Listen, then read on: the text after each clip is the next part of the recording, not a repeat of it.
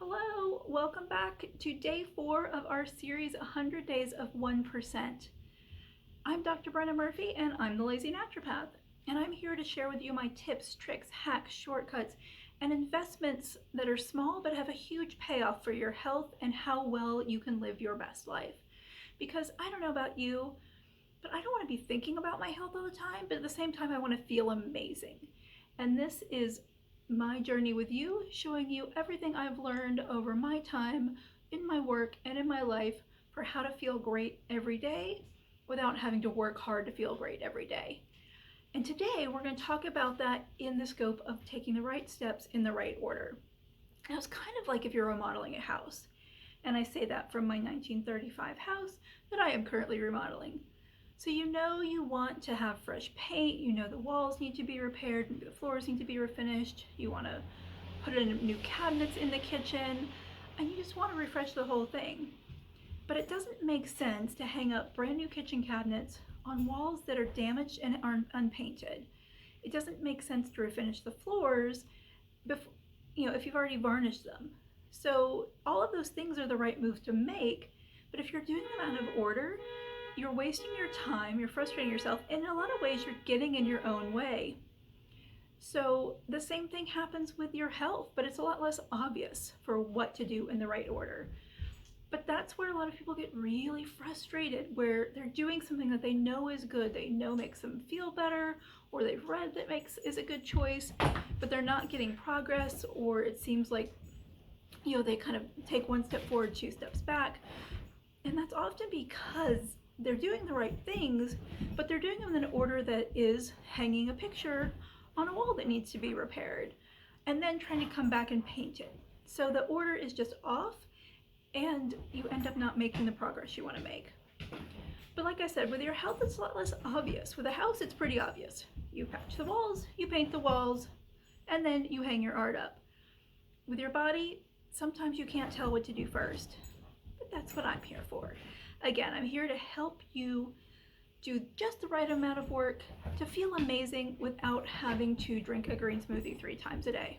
Green smoothies are great, but I don't want to make one from scratch multiple times a day, but I still want to feel good. So let's go through the steps. So phase 1 is gut. So the digestive system is the core of your body, it's the core of your health. If it's not working well, then it's going to be really challenging for any other thing you do to really pay off, or for you to not kind of fall backwards into feeling cruddier than you want to feel despite other positive things you're doing. Now, one of the quick ways we can test to see how healthy your gut is super simple. How frequently do you poop? You need to be pooping at least once a day, and it needs to be easy and feel complete. If you're not doing that, then we need to focus on your gut health. Now, there are many reasons for why your digestive system gets off, and many simple ways to get it back in line. And I'm going to actually be breaking down each individual phase over the next 6 days to really take you through our levels of repair and assessment. But first thing to figure out is your gut working the way it's supposed to, and not what you need to do to fix it and then optimize it. Now, once we've gotten your gut working well, number 2 is a mini detox. Eventually, when we get into a farther phase, you might benefit from a really deep detox, but most of us are carrying around some extra metabolic waste, some extra environmental toxicants, extra inflammatory markers, and doing a mini liver boost at this point can really help just clear the way for the other systems to come back online faster. So think about it like clearing out your refrigerator. After a few months, we all have some random things in our refrigerator that need to be maybe thrown out, or something spilled, and we just sort of need that deep clean. That's what this mini detox is. So it's not a deep full house clean. We're not going into the attic, we're not going to the cupboard or the stairs. We're just kind of like that mid-level deep cleaning to get things out of your way, so when you fill a refrigerator full of healthy foods, it feels good to go in there and there's nothing funky in the background. All right, so phase 3 is sugar, stress, and speed. And this is looking at the 3 amigos of metabolism: your pancreas, your adrenals, and your thyroid. Now, most people know about the thyroid and understand that if it's not working well, they can feel tired, they can have trouble losing weight, they can have brain fog. But most people don't know about the adrenal glands, which actually have a broader impact in the body than the thyroid. And it's also super common that if you think you're hypothyroid and your doctor keeps telling you you're not, it could be because they're not reacting to the numbers appropriately. But really frequently it's that your thyroid is fine, but your adrenals aren't. And it's appearing to be thyroid symptoms, but it's coming from a different source. And then of course there's the pancreas that controls your blood sugar and is just reacting to the balance between your adrenals and your thyroid like a kid stuck between two fighting parents. When everything's wonderful, when the family's happy, it's all copacetic and everybody works well together. But when one of them's stressed and tired and overworked and the other one's underfed and hasn't had enough sleep, they might be two loving parents, but they're snapping at each other because they're just at the edge of their rope and the little kiddo in the middle doesn't know what to do. So we want to assess, support, balance, and again, optimize those three players in your stress, sugar, and speed trio. Now this is where people really start to feel and see a shift because their energy is better, their focus is better, their just vitality, their va-va-voom is better. But we're not done because the next phase is firefighting. It's really common, especially in the modern world, with our nutrient depleted food, our environmental toxicant overload, again, our stress levels, that we tend to be carrying a low grade level of background inflammation that's causing damage to our systems. And we want to go in and quench the fires that we need to fight. Now, inflammation has its place, just like fire has its place. Fire keeps us warm. But if our whole house is on fire, that's a problem. And a lot of times what happens in the body is it's not the entire house on fire, it's just a background smolder. So it's kind of like in my old house one day, I woke up and I could smell something weird and the air looked a little bit funky, but nothing looked to be on fire. There was no heat source.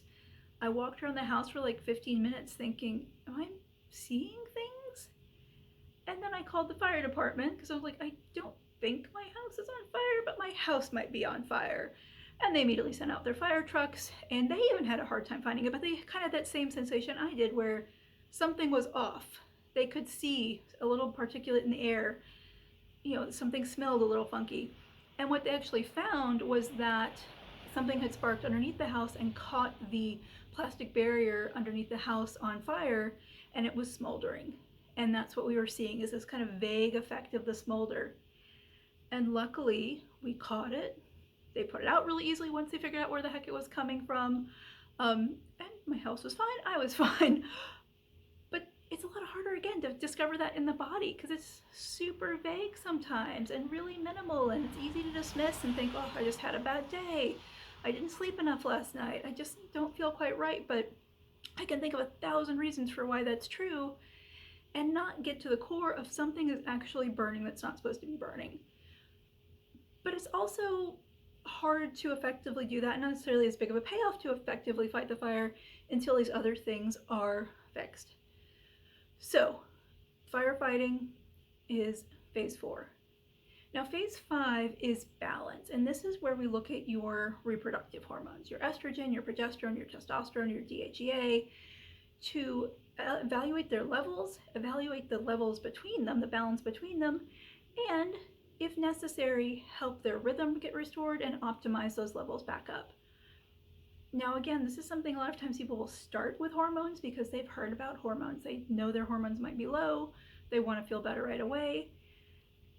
But if you start with hormones before you fix these other levels, you will often end up chasing your tail, having lots of side effects where you'll feel good for a bit, but then you'll start to feel worse again. And then you have to have your levels change, and now you're feeling good for a bit, and now you're feeling worse in a new direction. Or you can't quite get the full va-va-voom vitality back, even though a few things feel better. But if we build from the foundation up, now the hormones are just the icing on the cake, and they can really, in small amounts, just add that sparkle back in. And finally, our final phase is Sculpt, and this is where you can really optimize and up-level and activate your muscle building, your endurance. And not that you shouldn't be working on that all the way through. And we actually have specific types of exercises and specific timings of exercises based on the phase you're in.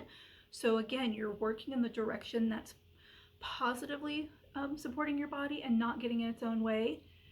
But once you're in that final phase, Sculpt is all in, go for it. Your body is ready and you are ready to push hard and push again to raise your body up to that level where you can live your best life. Now, like I said, I'm going to break each of these phases down over the next 6 days. We're going to go phase by phase and talk through how you know you're in that phase. What are the approaches we take? Kind of what are the steps within each phase that we work with you on to help reset, revitalize, repair, optimize each level, and how you know you're ready to move on to phase 2 or phase 3 or phase 4 all the way through. So come back tomorrow for day 5. We're going to break down gut health, how to beat the bloat and poop every day, because that's really what our first indication of gut health. How frequently do you poop? So if you want to hear me talk more about poop and all of the wonderful features of our 28-foot long digestive system, I will be right here tomorrow for day 5 of our 100 days of 1%. I'm Dr. Brenda Murphy. I'm the Lazy Naturopath. Subscribe if you're enjoying what's going on. And in the comments, why don't you tell me where phase do you think you're in based on what I've told you so far? And we'll see if you're right. All right, guys, talk to you tomorrow. Bye.